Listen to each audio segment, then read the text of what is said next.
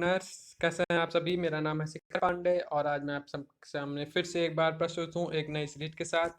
और जो आज का हमारा सीरीज या सब्जेक्ट है वो हमारा ईवीएस है। ईवीएस से बहुत सारे क्वेश्चन यूपी टेट या अन्य स्टेट टेट में पूछे जाते हैं और वो क्वेश्चंस ऐसे होते हैं कि कई बार गलत हो जाते हैं। तो इसी को ध्यान में रखते हुए मैंने ईवीएस की भी क्लासेस स्टार्ट कर दी हैं। तो आज हम फर्स्ट पार्ट देखेंगे और जो हमारा कहने का मतलब जो टॉपिक होगा वो हमारा ट्रांसपोर्ट होगा। जैसा कि आप ये देख सकते हैं ट्रांसपोर्ट का पार्ट 1, यानी इसको मैंने हिंदी इंग्लिश दोनों में रखा हुआ है फॉर माई इंग्लिश व्यूवर्स और हिंदी व्यूवर्स के लिए तो मैं रहता ही हूँ। विषय यातायात इसका पार्ट 1 है। तो ज़्यादा देर न करते हुए बढ़ते हैं आज के टॉपिक की ओर। तो सबसे पहला आपके सामने स्क्रीन पर दिखा रहा है कि पहिए का आविष्कार किस काल माना जाता है। नौपाषाण काल को माना जाता है, यानी सबसे पहले पहियों को बनाया गया था जब। तो वो कौन सा काल था? नौपाषाण काल था। अब देखिए यहाँ पर परिवहन की बात की गई है। परिवहन यानी ट्रांसपोर्ट, इंग्लिश में आप इसको बोल सकते हैं ट्रांसपोर्टेशन। तो स्थल ट्रांसपोर्ट यानी स्थल ट्रांसपोर्ट, और ये वाटर ट्रांसपोर्ट यानी जल ट्रांसपोर्ट, वायु एयर ट्रांसपोर्ट। इस तरह हमारा लैंड ट्रांसपोर्ट हो गया। कौन कौन से हो गए? लैंड हो गया, वाटर ट्रांसपोर्ट हो गया और एयर ट्रांसपोर्ट हो गया। तो एक एक करके जल्दी करते हैं बात। सबसे पहले हम देखते हैं जल परिवहन की, यानी वाटर ट्रांसपोर्ट। तो जल परिवहन सबसे सस्ता परिवहन है। कौन कौन सा परिवहन है सबसे सस्ता परिवहन? अब यूपी टेट में क्वेश्चन पूछा गया था कि सबसे सस्ता परिवहन कौन सा होता है। तो सबसे सस्ता परिवहन कौन सा हुआ?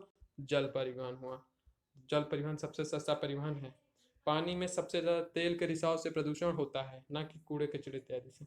अब यहाँ पे कूड़े कचरे से भी प्रदूषण होता है, लेकिन क्वेश्चन पूछा गया था कि पानी में क्या फेंकने से या किस वजह से सबसे ज़्यादा प्रदूषण होता है।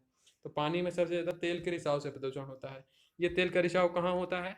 यानी कहाँ से मतलब है कि होता तो पानी में ही है, समुद्र वगैरह में, लेकिन किससे होता है? तो ये जितनी भी हमारी मरीन्स हैं, और मरीन से नहीं, जितने भी हमारे यातायात हैं, जितनी भी हमारी जहाज़ें हैं बड़ी बड़ी, कई बार ऐसा होता है कि उनमें प्रॉब्लम हो जाती है या वो क्रैश हो जाती हैं या कोई भी वजह से उनमें से कहने का मतलब ये है कि तेल का रिसाव उनमें से होता है, और इसी वजह से सबसे ज़्यादा प्रदूषण भी यानी पॉल्यूशन भी होता है।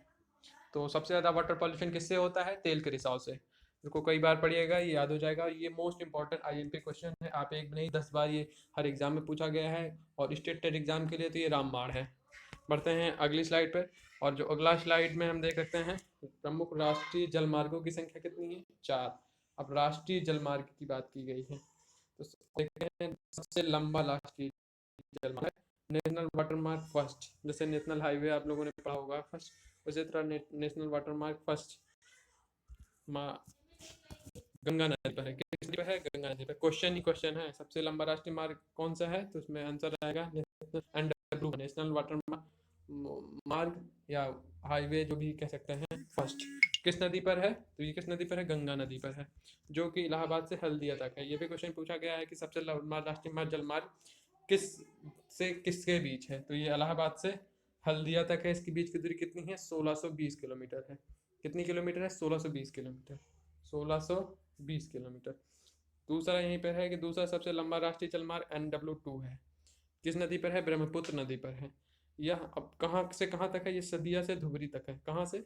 सदिया से धुबरी तक है। और इसकी बीच की दूरी कितनी है? 891 किलोमीटर। सबसे बड़ी की दूरी क्या है? 1620, और दूसरे की क्या है? 891। तो ये आपके क्वेश्चन हो गए। एक ये हुआ, एक ये हुआ, 3 क्वेश्चन। और यहाँ से किलोमीटर को देख लिया जाए तो 3 2 5 क्वेश्चन। और गंगा नदी पर ये है, ब्रह्मपुत्र नदी पर ये है, तो 7 क्वेश्चन। इससे देख सकते हैं 7 से 8 क्वेश्चन यहीं से बन जा रहे हैं। अब हम आगे जो पढ़ेंगे वो पढ़ेंगे राज्य और उनके बंदरगाह, यानी स्टेट्स एंड दियर हार्बर। तो चलिए बढ़ते हैं आगे की ओर और देखते हैं। सबसे पहला जो हमारा बंदरगाह आता है वो गुजरात का आता है। इसका नाम क्या है? कांडला बंदरगाह। देख सकते हैं इंग्लिश में कांडला हार्बर। दूसरा हमारा है मुंबई या महाराष्ट्र। महाराष्ट्र का क्या है? मुंबई व नहावा सेवा, जिसको हम जवाहरलाल नेहरू बंदरगाह पूछते हैं, बोलते हैं। मोस्ट इम्पॉर्टेंट है क्योंकि ये क्वेश्चन आया हुआ है एग्जाम में कि जवाहरलाल नेहरू बंदरगाह का अन्य नाम क्या है, या नहा सेवा का अन्य नाम क्या है। बढ़ते हैं नेक्स्ट की ओर। और जो हमारा नेक्स्ट है वो है गोवा। गोवा का क्या है? पणजी व मारमागांव बंदरगाह। 2 बंदरगाह हैं। केरल कौन सा बंदरगाह? कोच्चि बंदरगाह, तमिलनाडु। तूतीकोरन व मद्रास बंदरगाह। मेरे साथ साथ याद करते चलेंगे तो याद भी होता चलेगा। कौन कौन सा? गोवा पणजी व मालमबा बंदरगाह, केरल का कोच्चि बंदरगाह, तमिलनाडु का तूतीकोरन व मद्रास बंदरगाह, कर्नाटक का मंगलोर बंदरगाह। बढ़ते हैं आगे और देखते हैं आंध्र प्रदेश का विशाखापट्टनम बंदरगाह, उड़ीसा का पारादीप बंदरगाह, कोलकाता का हल्दिया बंदरगाह।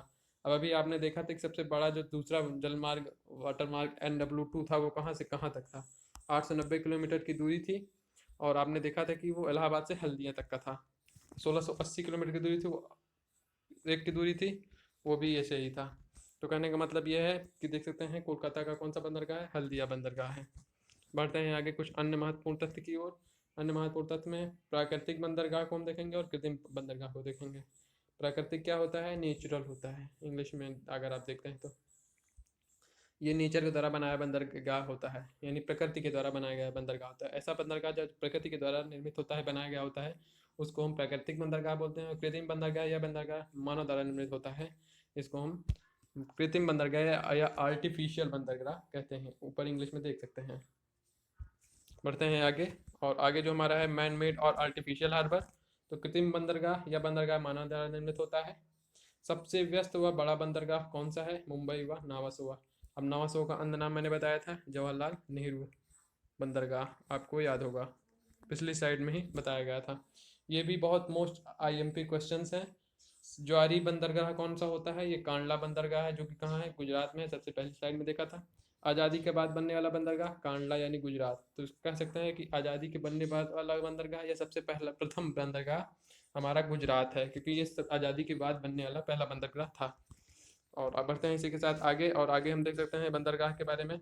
सबसे पुराना बंदरगाह मुंबई महाराष्ट्र, यानी जो आज़ादी के बाद बना था वो हमारा गुजरात था। और पुराना बंदरगाह की बात की जाएगी तो मुंबई महाराष्ट्र होगा। और सबसे ज़्यादा बंदरगाह वाला राज्य कौन सा है? तो महाराष्ट्र ही है। अब दो क्वेश्चन एक साथ। सबसे पुराना बंदरगाह महाराष्ट्र या मुंबई बोल सकते हैं। और सबसे ज़्यादा बंदरगाह वाला राज्य, ये भी महाराष्ट्र, मुंबई। देश का सबसे बड़ा बंदरगाह वाला राज्य महाराष्ट्र। अब देख सकते हैं सब 3 क्वेश्चन यहीं पे आ गए। सबसे बड़ा बंदरगाह वाला राज्य महाराष्ट्र, सबसे ज़्यादा बंदरगाह वाला राज्य महाराष्ट्र, सबसे पुराना बंदरगाह मुंबई या महाराष्ट्र, सबसे ज़्यादा समुद्री व्यापार यातायात व्यस्त बंदरगाह महाराष्ट्र। चौथा क्वेश्चन भी यहीं से हो गया, मैंने चारों को एक ही जगह रख दिया है। सबसे पुराना बंदरगाह मुंबई, सबसे ज़्यादा बंदरगाह वाला राज्य महाराष्ट्र, सबसे ज़्यादा बंदरगाह वाला राज्य महाराष्ट्र या मुंबई, सबसे ज़्यादा समुद्री व्यापार यातायात व्यस्त बंदरगाह रहने वाला राज्य मुंबई या महाराष्ट्र। अब नहावा सोवा यानी गुजरात का वही हुआ जवाहरलाल नेहरू वाला बंदरगाह का अन्य नाम जवाहरलाल नेहरू बंदरगाह। बढ़ते हैं इसी के साथ आगे और आगे का जो हमारे बंदरगाह देख सकते हैं। सबसे छोटा बंदरगाह वाला राज्य कर्नाटका, कौन सा है?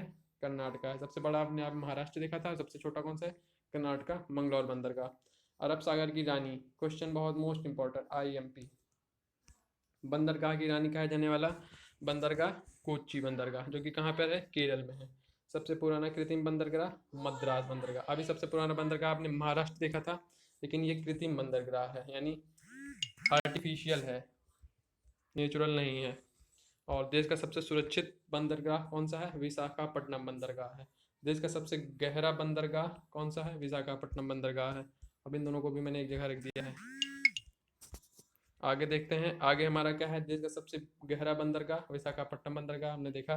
सेना के लिए जंगी जहाज बनाया जाने वाला बंदरगाह विशाखापट्टनम बंदरगाह। 3 क्वेश्चन आपको यहाँ से भी मिल गए विशाखापट्टनम से, यानी महाराष्ट्र और विशाखापट्टनम मोस्ट इंपॉर्टेंट बंदरगाह हैं। और सबसे छोटा बंदरगाह भी आपने देख लिया, सबसे पुराना कृत्रिम बंदरगाह भी आपने देख लिया। एकमात्र बंदरगाह जिसका निर्माण नदी पर हुआ है, किस पर हुआ है?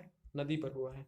कौन सा है? हल्दिया बंदरगाह। इलाहाबाद से हल्दिया तक की दूरी का जो बंदरगाह बनाया गया है 1680 किलोमीटर है या 980 किलोमीटर है, ये आप कमेंट बॉक्स में बताइएगा।